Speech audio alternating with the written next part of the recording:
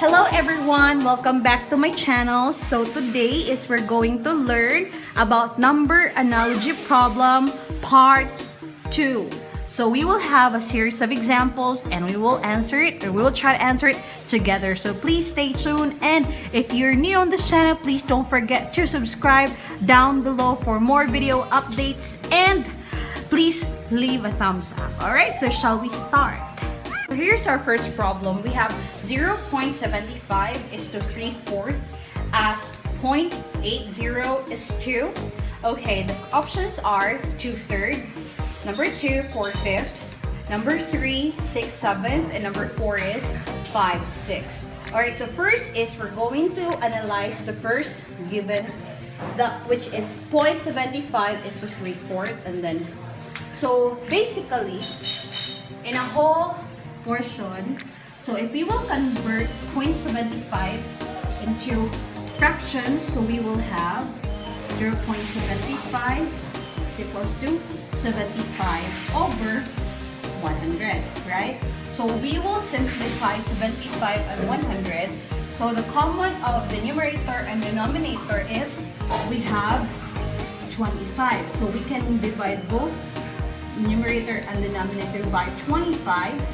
So we will get 3/4, right? So that's why we have 3/4 here. So for 80 or 0.80, so we will convert that one into fractions. So we will have 0.80 is equals to 80 over 100. Okay, so we will divide both by 10. Okay, so 80 divided by 10, so we will get 8 over 10, right? So we can simplify this one, so we can divide both by 2, right? So we will get 4 over 5. So it's the number 2. Okay, so let's try another example. I'll say, okay, so we have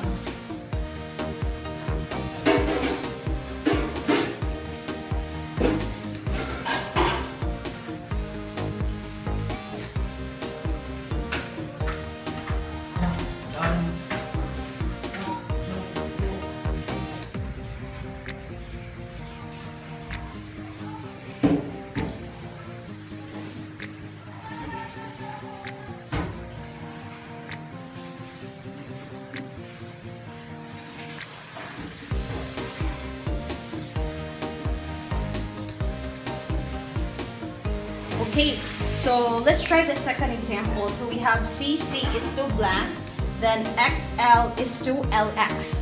As we all know, in Roman numerals, so C is equals to 100, X is equals to 10, L is equals to 50. Okay, and then M is equals to 1,000. And then D is equals to 500. Okay, so let's try this one. So CC, so 100 plus 100, so we have 200, right? So here, let's try this one. So we have XL, so XL, so L is 50.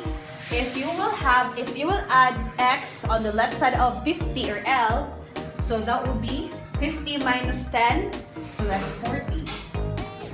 And then L plus X, so if you will put X after L, so it means 50 plus 10, so you will have 60. Okay?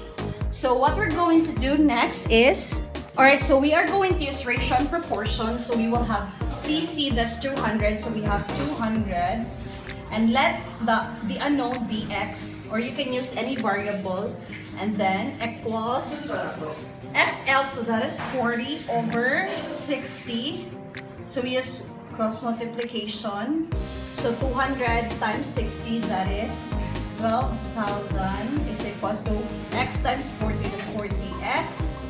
Divide both sides by 40 to get the value of X. So 12,000 divided by 40, so you will get x is equals to 300.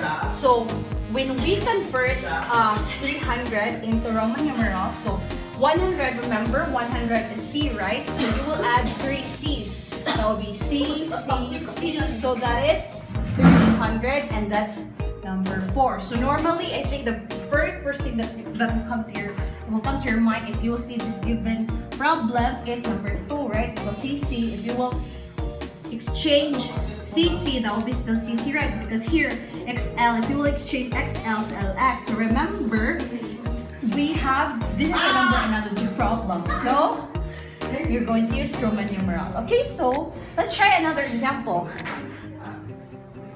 Let's try this third example. So, we have A is Hala, akong charger. third. Akong charger.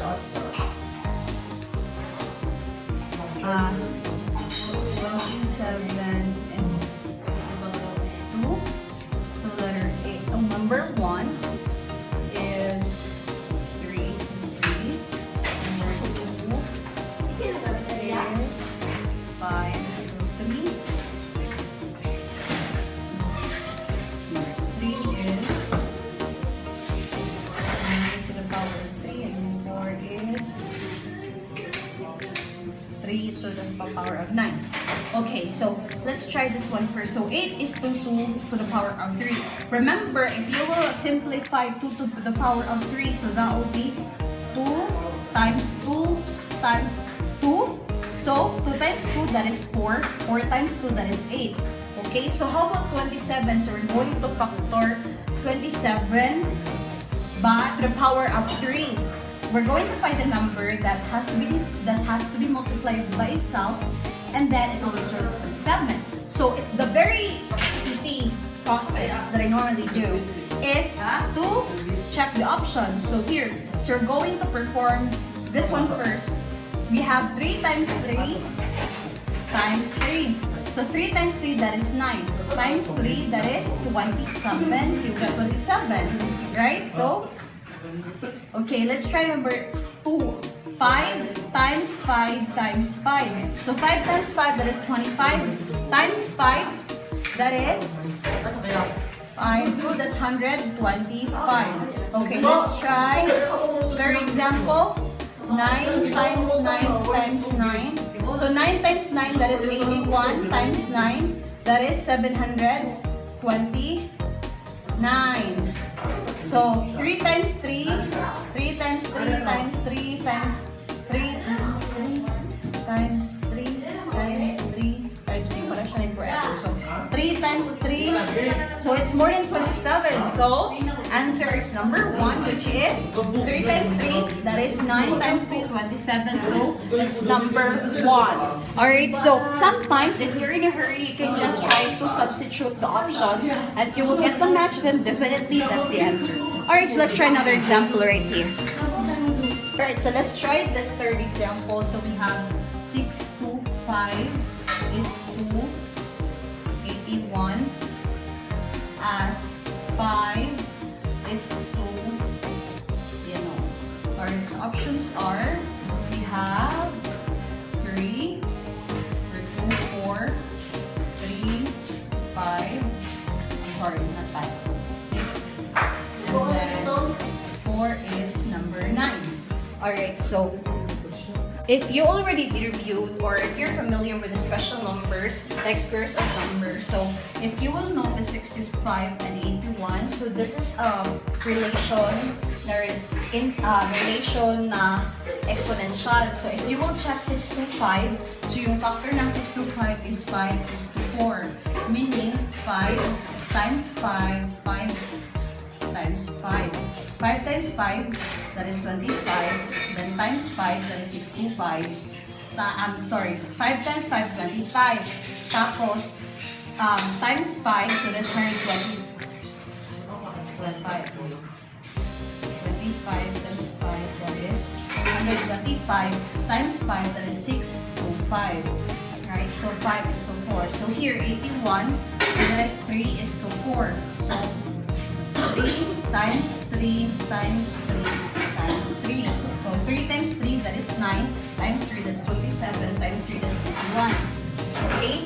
So, meaning, yung hinahanap niya is yung base, which is 5. So, here, ano yung base ng factor nito sa base to 4, so which is 3. So, that's why we got 3. So, that's 1. Okay? So, let's try 2 more examples. Let's try this last example. So, we have 14 is to 28 as 5 is 2. Okay, options are 7, 8, 9,